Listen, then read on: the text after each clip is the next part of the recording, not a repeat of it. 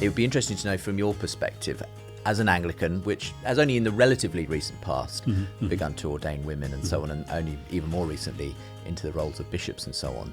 Has your thinking changed on this over the years in any way? Oh, yes, because, of course, I grew up in a church where clergy were male. And the most that a woman could do when I was growing up, I was born in 48, so in the 50s and 60s, was to be a deaconess, which was like a deacon, but probably not actually presiding at services except occasionally in rural churches when there wasn't a vicar around, as it were.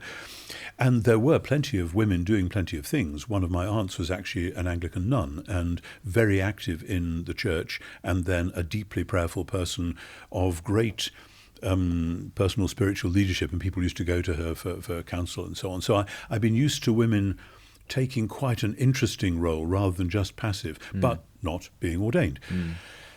I suppose I started thinking more seriously about it when we were in Canada in the early 80s, because I was in Montreal, and Montreal had just decided they were going to ordain women, and that was quite a challenge for me. And it forced me to go back and look at the various passages, and particularly some of the ones we'll probably be talking about in a minute.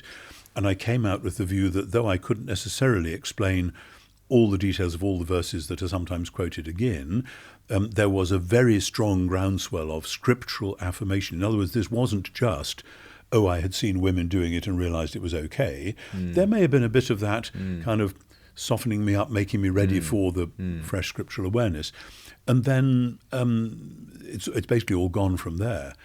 But I've had friends who have thought this and then thought that and have changed their mind this way, and some who've changed their mind that way. So I'm very much aware of debates continuing. And do you find yourself still able to work in concord with people who maybe do hold a very different position on that? Well, I would, certainly, but they wouldn't necessarily. So that when I was Bishop of Durham, for instance, there was a group of clergy who, because I was going to ordain women, could not regard me as their bishop, because they were in a different, what we call a different integrity. How you can have two integrities is still quite tricky.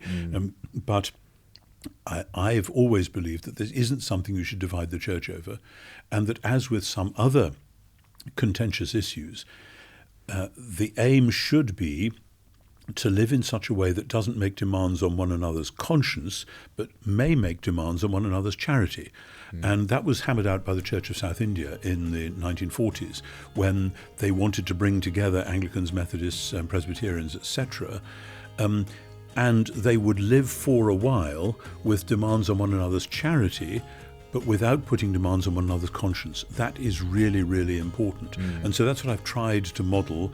And as with everything else, it isn't always easy, it doesn't always work the way you would like.